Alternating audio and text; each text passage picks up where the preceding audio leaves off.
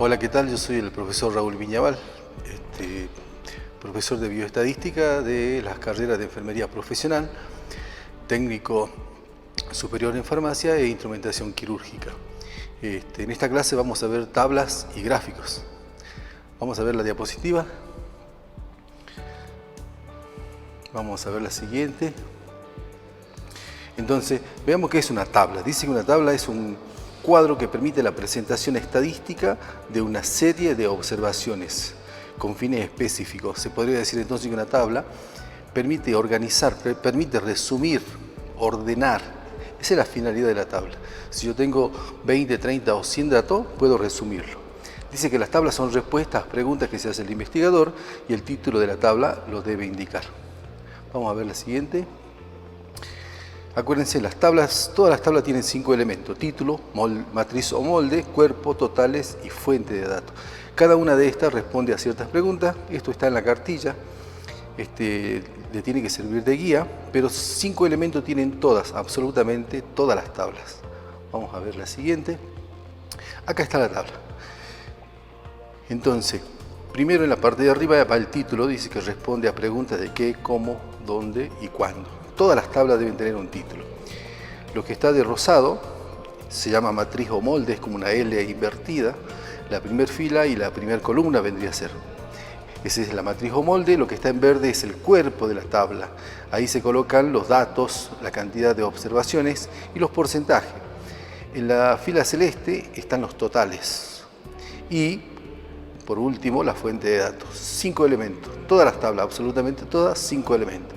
Se deben respetar estos conceptos, porque si no estaría incompleta, y una lectura de la tabla debe proporcionar toda la información del tema que se está tratando. Por lo tanto, debe considerarse todos estos puntos. Continuamos con la siguiente filmina. Veamos, esta tabla, en la parte de arriba está el título, distribución del grupo estudiado según sexo y edad. Responde a preguntas qué, quién, cómo, dónde, cuándo, lugar, el tiempo. Y ahí está la tablita con los colores que diferencian los elementos de la tabla. En este caso se trata de una tabla de doble entrada. Fíjense por qué, porque tiene dos variables. Una, en la primera columna, años, o sea la edad. Hay intervalos, por lo tanto es una variable cuantitativa continua. Y en las columnas siguientes tenemos varones y mujeres. Esos son modalidades en realidad, porque la variable es sexo. O sea que esta tabla tiene dos variables, sexo y años. Entonces, es una tablita de doble entrada. 5 elementos, ¿sí? Y el último, por abajo, la fuente dice Comisión A, Instituto de Capacitación Dr. Ramón Carrillo. Y está la tablita completa. Veamos otra tabla. Esta es una tabla simple. Es, por ejemplo, el sexo. Arriba el título dice distribución por sexo de la población estudiada, Salta, año 2010, por ejemplo. Entonces, esta es una tablita simple.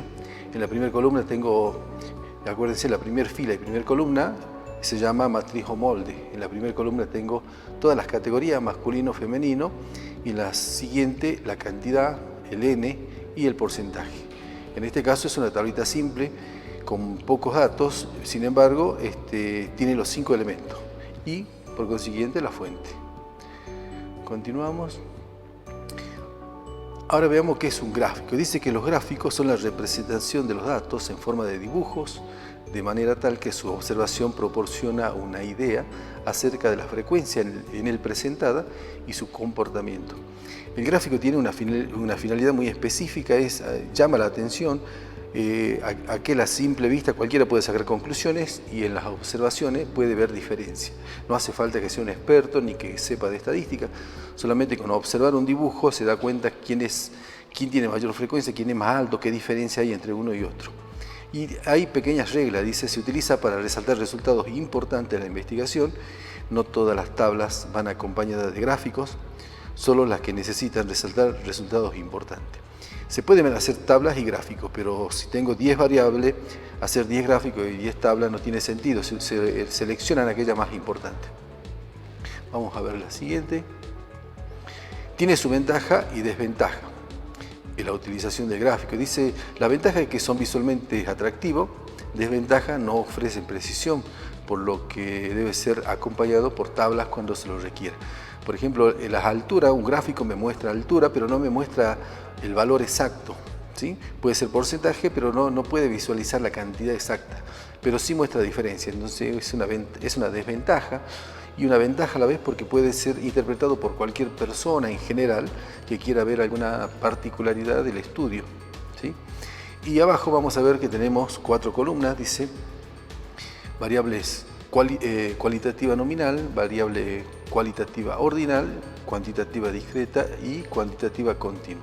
Tenemos un listadito abajo de los gráficos que son adecuados para ese tipo de variable. Por ejemplo, la variable cualitativa nominal dice diagrama de barra, diagrama de sectores y pictograma. Estos tres gráficos son los adecuados para este tipo de variable. Y por consiguiente la ordinal y la cuantitativa discreta. Sin embargo, la cuantitativa continua tiene 2 tipos de gráficos exclusivos para esta variable. Uno es el histograma y el otro es el polígono de frecuencia. Sin embargo, los otros gráficos se repiten en algunas variables. Por ejemplo, en la cualitativa nominal, el diagrama en barra se lo puede utilizar incluso en la variable cualitativa ordinal, incluso en la cuantitativa discreta. Sin embargo, el histograma y el polígono de frecuencia son exclusivamente para variables cuantitativas continuas. Vamos a ver otro. Bueno, a continuación vamos a ver cómo se construye una tabla de distribución para variables cuantitativas continuas. Esto vamos a ver el procedimiento. En realidad es una metodología para calcular, para armar una tabla de distribución de frecuencia. Acuérdense, las tablitas ahora pasan a llamarse tabla de distribución de frecuencia. Distribuye la frecuencia observada en el grupo de datos. Esta metodología se utiliza exclusivamente para variable cuantitativa continua. No se puede utilizar para la discreta ni para las nominales. No se puede. Es solamente para las continuas. Vamos a ver por qué. Vamos a ver los pasos. Esta es la construcción de la tabla. El primer paso, se recogen los datos, ¿sí? Supongamos que sea la edad. Yo le pregunto la edad y obtengo los siguientes datos: 25, 34, 28. Están desordenados porque todos no se sientan por edad correlativa, sino que por afinidad, por distancia o por le gusta el lugar, y la edad no tienen que ver nada, digamos, con la posición. Por lo tanto, se recogen de esta forma. El paso siguiente es ordenarlo de menor a mayor. Acá están ordenados. Solamente con ordenar obtengo información. Fíjense, yo sé que el menor tiene 24 años y el mayor tiene 43 años. Por lo tanto, ya saqué conclusiones solamente con ordenarlo. Y sé que hay valores que se repiten. Por ejemplo, el 31 se repite, ¿sí? Hay valores que tienen la misma frecuencia. En este caso 31. Y ya establecemos conclusiones. El primer paso es calcular la amplitud de la serie. La amplitud de la serie pasa a ser todos los datos observados, es una serie de datos, ¿sí? ¿Cómo se calcula la amplitud? Es la diferencia entre el valor máximo y el valor mínimo. En este caso 43 el máximo y el mínimo es 24. Entonces la diferencia en este caso es 19 y ese valor se llama amplitud de la serie. Fíjense, es un recorrido, es una distancia, es un espacio en el cual se encuentran absolutamente todas las observaciones. O sea que 19 años, digamos, si es edad, es la diferencia entre el mayor y el menor, y todos están comprendidos en este espacio. Ahora, el segundo paso es calcular la cantidad de intervalos. ¿Qué son los intervalos? Los intervalos son filas, son espacios, vendrían a ser categorías, ¿sí? Que vamos a necesitar para completar la tabla. Necesitamos calcular la cantidad exacta o aproximada, sé cuántas filas necesito. No puedo decidirlo por antojo, me gusta un número y hago 10, 15. Lo más recomendado es utilizar esta metodología. Esto se calcula sacando la raíz cuadrada de n. N mayúscula es la cantidad de datos observados. Por lo tanto, voy a sacar la raíz cuadrada del total de datos. Supongamos esto es un ejemplo, por lo tanto, suponemos que hay 34 datos. Arriba no tenemos 34, acuérdense, es para reducir la cantidad de datos y el tiempo. Supongamos que son 34 datos. Entonces, raíz cuadrada de 34 es 5,83 y decido hacerlo de 5 o de 6 intervalos, ¿sí? 6, ¿puedo decidir 6? Sí, lo puedo decir. 5 también. Acuérdense que es una aproximación, es una metodología que me permite tomar decisiones, ¿sí? ¿Puedo hacerlo de 6? Sí, no hay ningún problema. ¿Puedo hacer de 5? También. En este caso lo vamos a hacer de 5. Tercer paso, calcular la amplitud del intervalo. El intervalo tiene dos valores, límite inferior y límite superior, por lo tanto debo calcular la distancia que hay entre estos dos datos. ¿Cómo se calcula esto? Esto se calcula dividiendo la amplitud de la serie sobre raíz cuadrada de n. La amplitud de la serie es la diferencia entre el valor máximo y el mínimo, acuérdense, nos daba 19 y la raíz cuadrada de n nos daba 5. Habíamos decidido que la raíz cuadrada es 34 y decidimos que eran 5. ¿Puedo decidir de 6? Sí. Quédense tranquilos si es que deciden de 6. No es que tiene que ser por aproximación ni nada. En este caso, la amplitud, el cociente de este resultado es 3,8. ¿Sí? Así que vamos a pasar al siguiente, vamos a decidir hacerlo de 3 o de 4. En este caso, lo vamos a hacer de 4. Entonces, este es un repaso. Primero determinamos el valor de n, dijimos 34 datos, calculamos la cantidad de intervalos o filas con la raíz cuadrada de n, calculamos la amplitud o recorrido de la serie, la diferencia entre el valor máximo y el mínimo. Después calculamos la amplitud del intervalo, dividiendo la amplitud de la serie sobre el número total de intervalos. Y realizamos la primera columna y comenzamos la elaboración de la tabla. Fíjense, con pocos datos, solamente sin recurrir a los valores individuales, ya estoy construyendo la tabla, ¿sí? Empiezo a construir, dice, realizar la primera columna y comenzar su elaboración. Comenzar el primer intervalo con el valor mínimo. Su amplitud debe incorporar este valor, ejemplo, amplitud 6. Entonces se debe contar desde el valor mínimo o límite inferior. A ver, el valor mínimo, vamos a tomar en este caso, es en la decisión de la cátedra, ¿sí? Tomar el valor mínimo. Hay teorías que depende de la utilización en qué carrera o la importancia que tiene el empleo de fórmulas o del cuadro, la importancia que tienen los resultados. Voy a determinar si empiezo antes o después. Nosotros vamos a empezar con el valor mínimo. Por lo tanto, el 45 va a ser el valor mínimo. Es el valor que se encuentra en los datos. Empezamos con ese. Vamos a empezar, pasamos a la siguiente. Ya volvemos a la tabla, ¿sí? Este es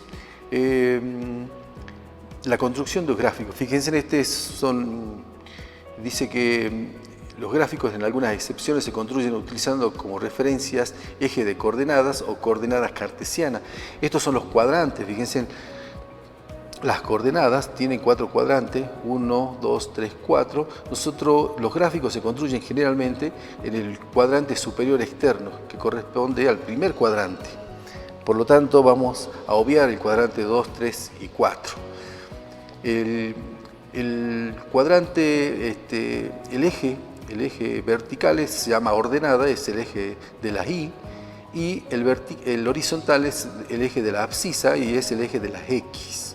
Por lo tanto, fíjense, en la ordenada o eje de la Y, por la altura, ahí voy a calcular la frecuencia, y en el eje horizontal de la abscisa vamos a calcular o vamos a distribuir las categorías o los intervalos, ¿sí? Vamos a ver el siguiente. Acá tenemos tipos de gráficos. Recordemos que se utiliza para representar variables cualitativa y cuantitativa discreta, continua, discontinua. Y vamos a ver cuáles son los gráficos. Fíjense, el primer gráfico es un gráfico de barras, en este caso están a colores. La diferencia entre estos, fíjense que están separadas una de otra. Hay una distancia, hay un espacio, no están juntas. Cada una representa una categoría en este caso. ¿Sí? La altura lo da la frecuencia, mayor altura, mayor frecuencia. Y en la parte de abajo, en el eje de las X, están las categorías. Córdoba, Jalapa, ¿sí? Está mostrando lugares, pero fíjense, a mayor altura, mayor frecuencia. Ahora fíjense en el grafiquito del medio, es el mismo gráfico que el primero. Nada más que aquí hay un problema. Al estar muy concentrado o muy estrecho, las columnas se estiran un poco más, fíjense, y el que está a la derecha está muy alargado, está muy aplanado. Por lo tanto, se recomienda, los gráficos tienen que tener una proporción del 3 por 4. 3. Si yo tengo 3 centímetros de alto, el ancho tiene que ser 4. Tiene que ser proporcional para que sea una visión mucho más asentada y que se pueda notar diferencia. No tiene que estar muy concentrado ni muy disperso el gráfico. Entonces el más adecuado en este caso es el primero. Entonces tiene que ser proporcional. Tener en cuenta el 3 por 4. Si lo hago de 3 en lo vertical, en lo horizontal debe representar 4 centímetros. Veamos el otro. Este es el diagrama de sectores. El diagrama de sectores, también conocido como diagrama circular o diagrama de tortas, ¿sí? Tiene características muy particulares. En realidad, la superficie representa a 360 grados. Nosotros lo dividimos como si fuera el 100%, por lo tanto la mitad representaría el 50%. En grado representa 180 grados, ¿sí? Cada parte, el total son 360. Tiene su ventaja y su desventaja. En este caso dice satisfacción en el servicio de comida del Hospital X. Entonces muestra mayor satisfacción, menor satisfacción, el 45 está satisfecho y el 55 insatisfecho, por ejemplo. La diferencia de esto es que es recomendable cuando las modalidades son pocas, en este caso son 2 o 3 o 4, pero cuando las modalidades son muchas no es recomendable, dado que se transforma en una serie de líneas y no se ven diferencias. Entonces este diagrama de sectores se recomienda cuando las modalidades son pocas. Vamos a ver la siguiente. Este es el pictograma. ¿Qué es un pictograma? Dice, es la representación de las frecuencias encontradas mediante figuras. Antes de graficar es necesario determinar unidades de medida para permitir la interpretación del gráfico. El pictograma representa a través de un dibujo la variable que se quiere mostrar. En este caso, árboles, número de árboles por explotación agrícola. A mayor altura, mayor cantidad de árboles explotados por la agricultura, vendría a ser. Después tenemos el que está al costado, es un gráfico donde hay personas alineadas una al lado de otra. Dice alumnos suspendidos en matemática, ¿sí? Fíjense, la mayor cantidad de alumnos por cada comisión que se presenta. En la comisión A, por ejemplo, hay 4, en la comisión B y serían 4, 8, cerca de 10 alumnos. Mientras más alumnos están suspendidos, mayor frecuencia, mayor cantidad. Ya no son barras, son alumnos. En otro caso eran árboles. Continuamos. Este gráfico se llama histograma. Fíjense, es similar al diagrama de barra, nada más que en este caso las columnas están pegadas, unidas, están solapadas, adyacentes, están una encimada al lado de otra. Eso implica continuidad. Cuando yo veo un gráfico con esta característica, se trata de un histograma. Y el histograma es exclusivamente para variable cuantitativa continua, por lo tanto no debe ser utilizado en otras variables. Hay que tener mucho cuidado en la identificación de este gráfico. Si la barra está unida, es un histograma, y si es un histograma, la variable tiene que ser variable cuantitativa continua. Vamos a ver otro gráfico. Este es el polígono de frecuencia. Fíjense, en el polígono de frecuencia es una línea quebrada. Vamos a ver en el gráfico de la derecha, tenemos abajo el histograma y tenemos una línea que pasa por el punto medio de cada uno de los rectángulos. Esta línea, que se construye uniendo los puntos medios de cada uno de los rectángulos, se llama polígono de frecuencia. En el que está a la izquierda tenemos solamente la línea, ya no lo tenemos al histograma. Supuestamente el histograma estaría por el fondo, por abajo de las líneas. La línea solo es el polígono de frecuencia, ¿sí? Estos dos gráficos son exclusivos para variable cuantitativa continua. Bueno, estos son los gráficos, la construcción de la tabla. Acuérdense que la metodología es exclusivamente para variable cuantitativa continua. Los trabajos prácticos, teníamos 3 variables continuas, deben utilizarse esta metodología. Para variables cualitativas, nominal o ordinal, incluso de la discreta, todo depende de la cantidad de categorías o modalidades que se presenta la variable. Por ejemplo, si yo tengo una variable que es el estado civil y se me presenta casado, soltero, viudo, separado, divorciado, 5 categorías, tengo que hacer 5 filas. Si el sexo se presenta como masculino y femenino, 2 filas. Las filas van a depender de las categorías. Sin embargo, las variables cuantitativas continuas necesitan ser calculadas a través de la metodología que vimos en la tabla.